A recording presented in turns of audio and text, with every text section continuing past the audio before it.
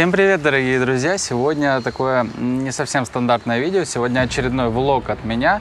И сегодня не будет никаких занудных характеристик, обзоров и так далее скутеров.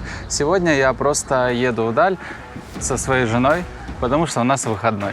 Вот и все. Мы взяли скутер Skyboard, как я говорил в прошлом видео, где вы угадывали, какую модель я должен взять. Вот, сегодня я вам ее покажу. И покажу то, что случится с нами по дороге. Короче, такое лайтовое видео.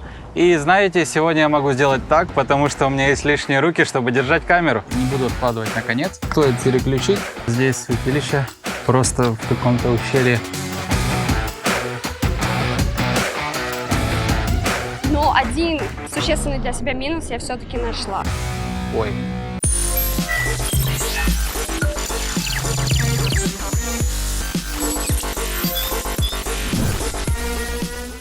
Ну а сейчас посмотрим, какую же модель я выбрал. У нас тут во дворе такие розеточки, которые стоят, по-моему, около 10 рублей час. Вот так все устроено в Китае. Здесь такие розеточки. И у нас здесь модель BR30. Обычная модель BR30 с одним мотор-колесом. А вот такие розеточки по QR-коду можно оплачивать за зарядку. Ну что, поехали!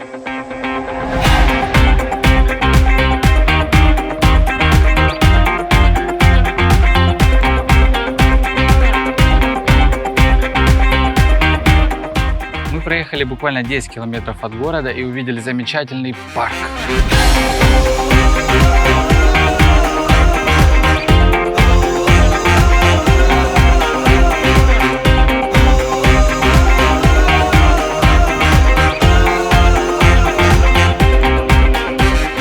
Кстати, по поводу батареек. Взял я 3 штуки, 3 полные батарейки зарядили мне мои товарищи китайцы. Я не проверял, насколько они полные, но я поверил на слово. И пока что первая батарейка действительно полная была. В самом начале на спидометре было 61 километр.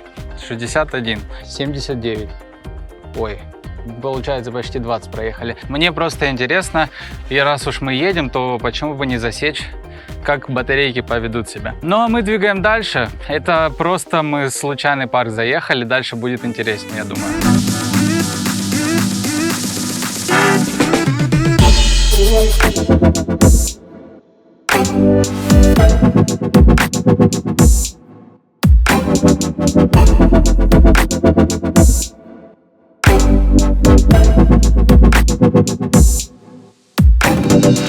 Пока мы едем, я сразу сделаю то, что должен. Не буду откладывать наконец.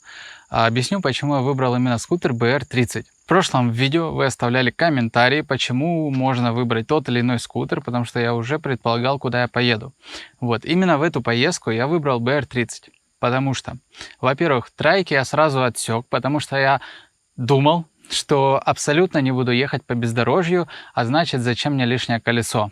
То есть, если ехать по трассе, то, скорее всего, для меня удобнее на 2 колесах. Дальше. По поводу BR50, BR Fast и Chopper. Вот эти все скутеры, которые имеют 1-2 батареи, их тоже я сразу отсек, потому что я не стал рисковать, потому что я знал, что в одну сторону будет примерно 60 километров. Соответственно, мне нужно точно больше 2 батарей, скорее всего. И у нас остаются, исходя из этого, BR30-20 и полноприводные. BR20 в основном на оффроуд колесах, что мне тоже сегодня не нужно конкретно в эту поездку. Полноприводные. Полноприводные я не стал брать, потому что, во-первых, поездки с любимой, это значит, что, скорее всего, вы не будете ехать быстро, потому что девушки часто боятся быстрой скорости. Это первое. Вот, поэтому я знал, что не буду разгоняться слишком быстро. Во-вторых, я сразу понимал, что сильно много мощности мне не нужно. Поэтому 2 мотор-колеса я, скорее всего, не использовал бы, даже если бы взял. Поэтому я не стал заморачиваться и взял просто обычный BR30, чтобы здесь не было ничего лишнего, но и чтобы он вывез то, что я запланировал на этот день. Вот такие дела. Это лично мое мнение, лично по этой ситуации, лично по этот трип запланированный, я выбрал именно BR30. Но я уже читал ваши комментарии, и это очень круто. Мы уже отметили несколько человек, которые развернуто дали объяснение, какой бы скутер выбрали они для данной поездки. И это очень круто, и ваши объяснения даже получше, чем мои. Мои просто это так я выбрал скутер просто на ощущениях, подходя под данную ситуацию.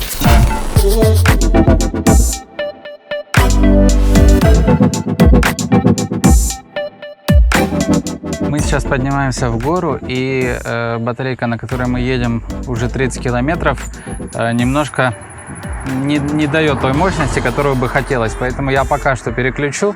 Она не села окончательно, но в целях удобства, раз уж у меня есть 3 батарейки, то я думаю, стоит переключить. Батарейка поменена, можно ехать дальше. Увидели указатель водопад и просто повернули, ищем водопад. Пока что мы нашли только миленький садик, вот такой вот в китайском стиле. Ну, естественно, мы же в Китае. Скутер с легкостью справляется с такими подъемами. Ну, может быть, прогуляться вверх.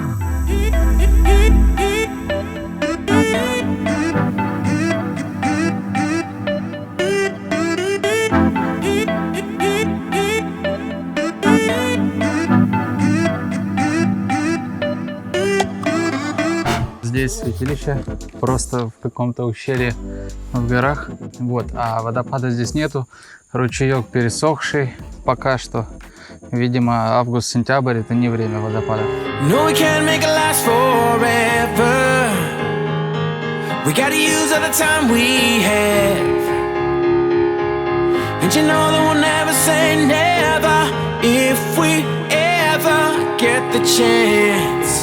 And it's good to be alive.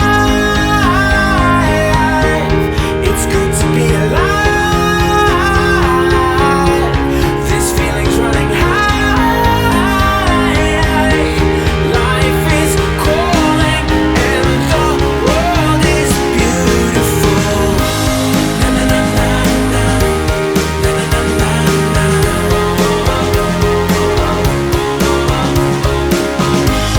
na na na.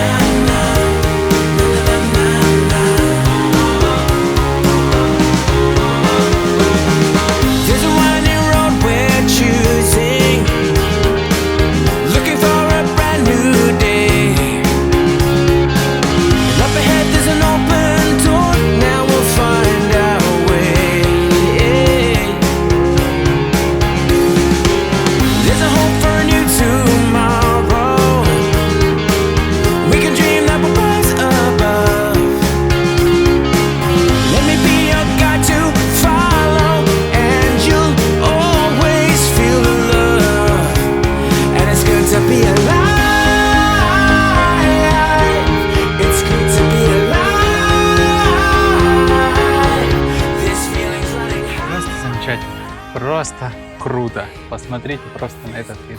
Это умопомрачительно. И вот здесь, конкретно здесь, я хочу как раз спросить у Насти, давайте все у нее спросим, какие ее ощущения по поводу скутера, по поводу поездок на скутере и, может быть, какие минусы для нее есть в скутере BR30 от Skyboard. Она никогда не каталась на скутерах со мной. Я уже 2 года снимаю ролики для вас, но за эти 2 года я никогда никуда не ездил с женой по разным на то причинам. В основном всегда один. Сейчас мы едем вдвоем. Я скажу вам, что ощущения совсем другие, тем более, когда у тебя выходной. Так, ну, на скутере Skyboard я каталась первый раз. И сравнить поездку я могу только с обычным скутером, на которых здесь ездят в Китае. Хочу выделить несколько плюсов по сравнению с обычным скутером. Первое, это, конечно же, скорость. Здесь ты можешь разогнаться с ветерочком, прям вообще кайфануть. А второе, что, блин, очень круто, это расстояние. Потому что на обычном скутере мы буквально проезжали там, по городу, а здесь у тебя не ограничено только городом. Ты можешь выехать за город и, например, вот приехать в вот такое красивое место. Во-первых, у нас нет машины, и мы не можем сюда приехать на машине. На обычном скутере мы сюда точно не приедем. И большим спасением это скайборд, ты можешь просто взять и приехать. А еще одно преимущество, не нужно платить за топливо. Ты просто можешь зарядить свои батарейки в любом магазине, просто, не знаю, нужна розетка и все.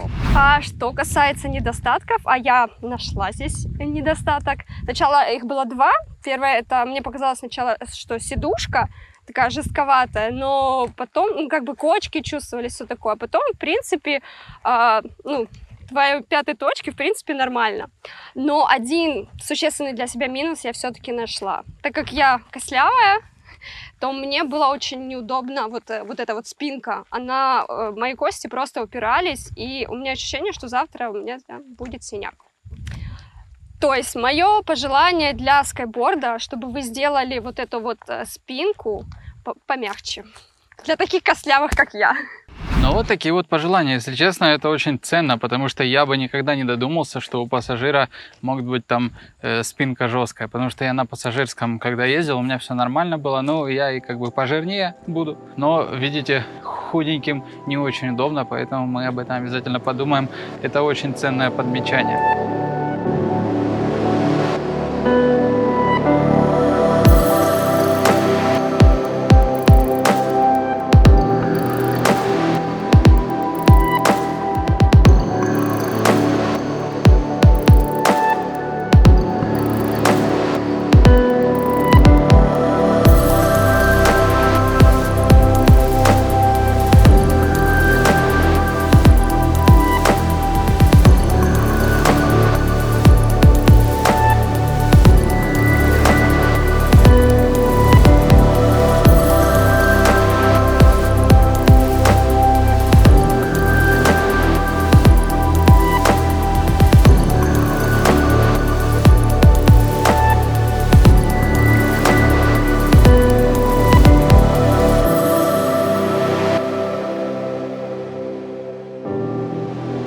Ну а я с вами прощаюсь. Вот такой вот влог, travel влог у меня получился. Это канал посвящен скутерам, однако вот у нас иногда бывают такие поездочки из ряда а-ля travel. Поэтому все, что я хотел, я уже сказал. Единственное, что сайт наш skyboard.store, где все цены, характеристики скутеров.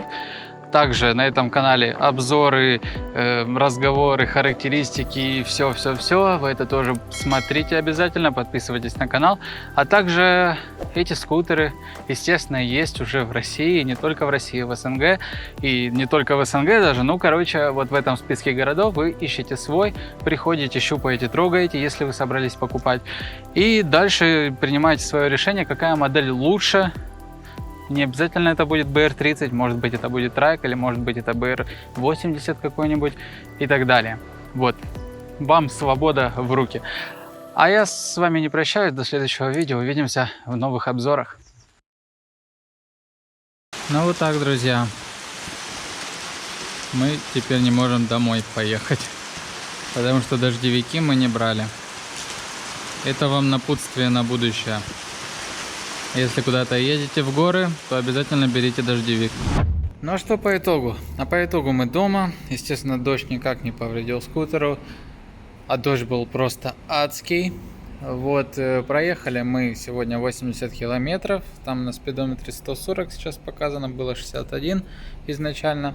Батарейки ни одна не села, потому что я переключал постоянно, когда мощность чуть-чуть падала, переключал на новую, для того, чтобы экономить время и скорость не снижалась по горам, чтобы нормально карабкаться на очень крутые подъемы.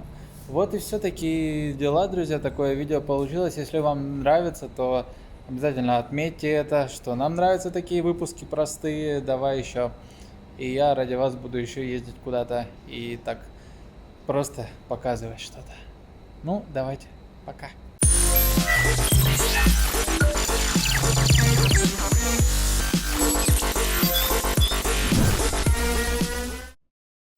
Ничего не предвещало беды. Ну вот как-то так. Да, Настя поедет с мокрой головой. Давай, давай.